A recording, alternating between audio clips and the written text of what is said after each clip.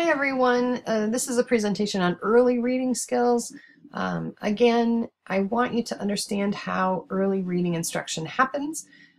Even though we're secondary language arts teachers, it's still important that we understand how reading training happens, how students learn to read. These are some of the ways that happens in school. So I'm going to make sure that you understand basic reading terminology. People are going to throw some vocabulary around there that you're going to want to make sure you know. And then the differences in beginning reading programs and methods. Things have changed over time. There's a swinging of the pendulum, and I want to just explain to you where that, how that impacts you as an educator of secondary students. First of all, sidebar here, I want you to recognize that research indicates that being read to is among the most significant experiences that children relate to later success in school. So whether it's being read to by parents and family or being read to by teachers, it has an impact on not only the social emotional health, but also academics. It increases vocabulary, prior knowledge, self-concept, connectedness. Reading to students is a really smart idea. And I think at the secondary level, we often forget this and opt to do things that don't seem quite so fluffy and sweet. But being read to is important. So consider that your students still need you to read to them. Have a read aloud, vary your topics, read all kinds of different texts to them. But taking time out of class to read to your students is completely valid. And the research shows that it's, or suggests that it is a very positive experience for students. Basic vocabulary. These are the big five for reading, early reading instruction. Phonological awareness is that idea that words are made up of smaller segments of sounds and letters, and students need to be able to equate different letter combinations to different sounds in our language. So knowing that A is a and a, and that B is b, is phonological awareness. Students start to understand that. And not just single letters, but also combinations. So the fact that CH is ch as a sound is important for students as they begin to read. Decoding, you'll notice that root word of code. Students are recognizing the code of language when they're decoding, and decoding is basically sounding out of words, understanding that each word is made up of separate sounds and letters that when moved together create a single word. And the act of decoding is what we teach when we're teaching phonics, the code of our language.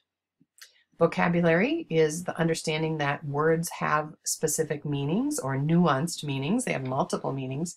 And the more words that students can collect, the more vocabulary they have, the more successful they are usually as readers and writers and communicators.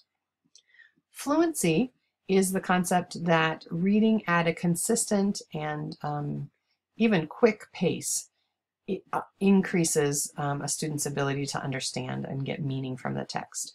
So fluency is the level or the speed at which students read.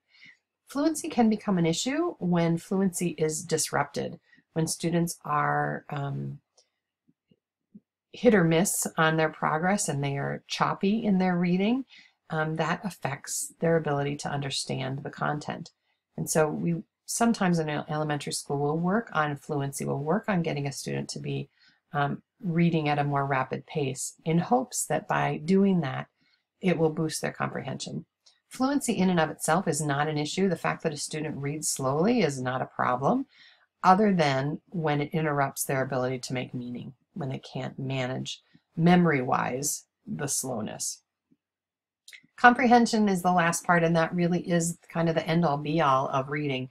All of those other skills lead to comprehension, the ability to understand and make meaning from the text. In secondary, that is the holy grail. That's what we're going for, is deep comprehension. And that's the majority of what we teach along with vocabulary.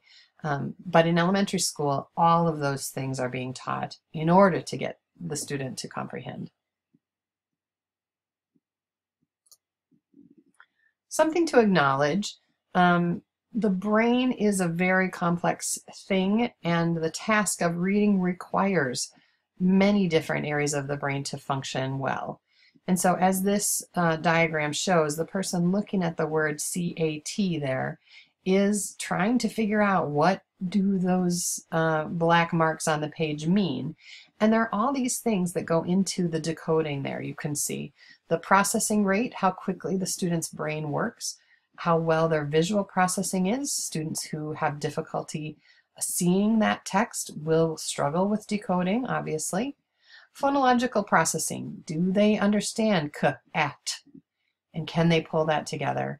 And then short-term memory, when they know k, at, can they pull it together to say cat and go, oh, that is what the word is. Identifying, yes, there is a word called cat, and working into their word memory and going, I know a word that's cat, and oh, there's a whole sentence here about my cat is, on the counter. That's text comprehension. That's where you start to pull meaning from more than a single word at a time. The diagram here shows that different parts of the brain are lighting up. Current research, this was 1999, as you can see, current research shows with functional MRIs that even more of the brain is lighting up while reading text. But this diagram is trying to show that these different areas all relate to word memory, short-term memory, visual processing, all of that. A lot is going on for a student when they're learning to read. I am oversimplifying for you for the sake of just understanding. Again, this is background information for secondary teachers, so it's not important that you know every detail about this unless you're choosing to be more of a reading intervention specialist, a literacy specialist. In that case, you might want to look into more reading training. There are really two schools of thought on teaching people to read. One is explicit code, meaning that we outright teach the code of our language. And a lot of times we'll see this in phonics activities like word families. You'll notice the examples here: hug, mug, jug, bug. And the student obviously is understanding that UG as an ending with consonants on the front become all these different words. And so teaching students the code of language means that we would teach them snug, plug, mug, and hug all together so they could build words out of different letter combinations. That's one school of thought. Let's teach the code outright. This school of thought still uses books, but they might use a book that somebody said, you know what, I'm going to use all of these UG words and write a book about it. On the other side of the fence for teaching reading are the people who adhere to an implicit code. The idea that reading is really just in your brain, ready to be unlocked, and the more language that we immerse students with, the more modeling of reading, the more reading that they experience, the more likely it is that their brain will just kick in and learn to read. Implicit code folks say, let's just submerge kids in vocabulary and rich stories. Now, I don't mean to suggest that Dick and Jane is some wonderfully rich text, but it wasn't written from a list of words that we knew students could read. It was written about these two children and their experiences with their dog and cat and teddy bear and younger sister. And so the stories were intended to be initial reading activities for students, but they were based on, what was meant to be an interesting text. So implicit folks will say, let's just give kids good stuff to read and they'll get it eventually. And explicit codes people say, you know what, let's make sure that we teach them the code of language and then they'll get to the good books. Sorry, I have some more slides here I wasn't aware of. So the basic premise of explicit code, our language requires direct instruction. The folks that adhere to this are called, they like to teach phonics. They want to teach decoding of language.